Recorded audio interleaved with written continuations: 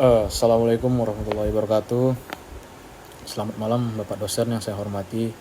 Izinkan saya perkenalkan diri, saya Arya Laksana Mulia dengan NIM 21090673. Di sini saya akan mengasih tugas, memberikan tugas yang dimana tugas tersebut adalah tugas akhir individu, yaitu tentang politik Islam di daerah Nanggro Aceh Darussalam atau Provinsi Aceh.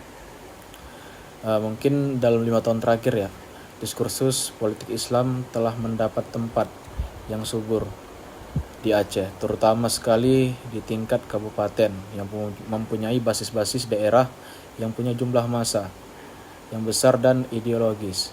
Artinya, bukan barisan pragmatis yang mudah hanyut, apalagi jika kandidat yang maju berasal dari daya dan berbasis di daya. Maka bersiap-siaplah menyambut pertarungan dengan niat untuk menggantikan kepemimpinan dari yang berbasis demokrasi kepada yang berbasis spirit gerakan politik Islam dalam skema kekuasaan Aceh. Mungkin dengan menggunakan sebuah analisa sederhana saja, maka di hadapan kita telah tersaji nih sebuah fakta yang tidak hanya kasat mata, tetapi sudah memasuki ruang mental dan dalam spiritual rakyat tersebut. Sudah meresap ke dalam aliran darah dan telah menjadi napas baru, yaitu gairah gerakan politik Islam yang telah dimulai melalui partai lokal yang berbasis daya. Ulasan ini adalah juga sudut pandang dalam melihat segala dinamika di Provinsi Aceh, terutama pada Pilkada nanti 2024 nanti.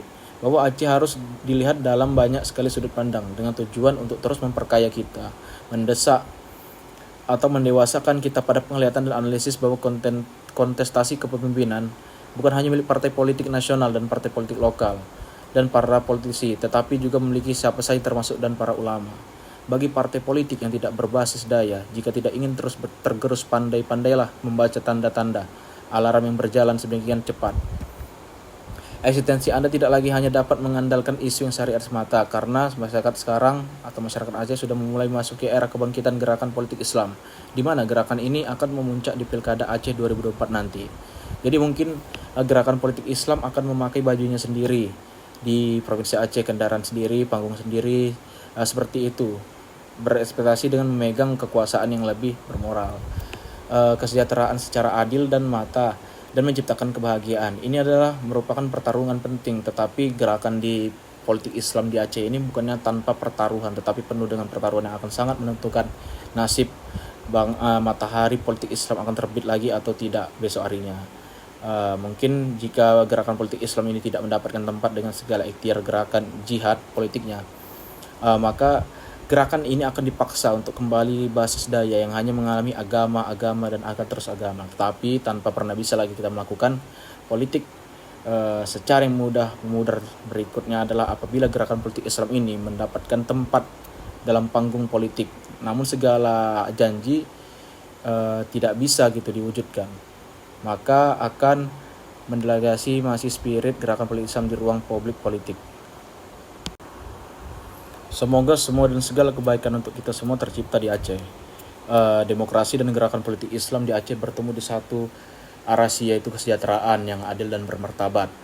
Menggeliatin yang gerakan politik Islam ini, jika dilihat dari puncaknya adalah karena kekecewaan ya, atas tidak kesungguhan memperpraktikan pola kepemimpinan Islami dalam pemerintahan di Aceh, dan cacatnya moral politik para politisi di Provinsi Aceh dalam wujudnya cederaan bagi rakyat.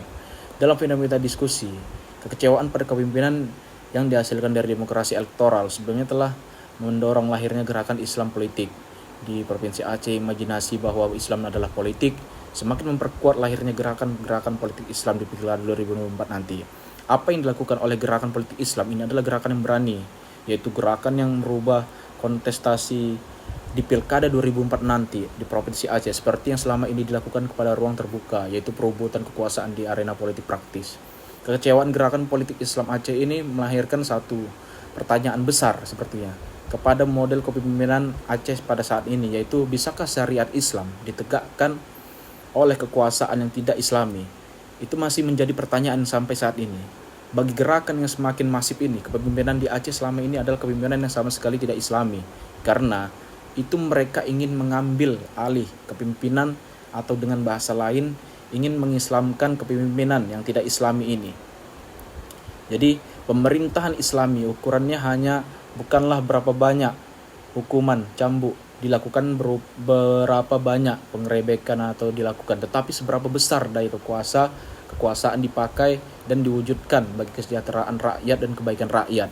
Kerinduan pada model kepemimpinan yang setiap gerakannya, setiap pikirannya, dan setiap visinya, dan juga kesejahteraan ini telah dititipkan pada gerakan politik Islam, di mana makna demokrasi dibaca bukan bertentangan, tetapi pembebasan rakyat dari janji-janji politik temporal kepada keabadian janji, yaitu keabadian kewajiban, amanah yang dititipkan oleh doa.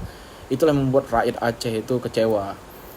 Pengharapan akan bangunan baru akan kokoh, bersih dan tidak korupsi itu sama saja. Demokrasinya batas antara pengelolaan kepentingan terbatas dengan reduksi kepentingan bagi kemaslahan dan bersama. Jika dicermati gerakan politik Islam Aceh yang memiliki beberapa fondasi, yaitu pada kepemimpinan al-suatun hasanah dan khadimul ummah. Jadi politik Islam di Aceh memang mereka mau merubah yang saat ini hanya tidak memberikan sekedarnya aja, melainkan ingin mendulang dampak bahwasannya apakah syariat Islam itu bakal ditetapkan lagi atau tidak, bakal diteruskan lagi atau tidak. Mungkin itu saja yang bisa saya sampaikan kepada Bapak Tosan. Jika ada kata-kata yang salah, mohon dimaafkan. Bila taufiq hidayah. Wassalamualaikum warahmatullahi wabarakatuh.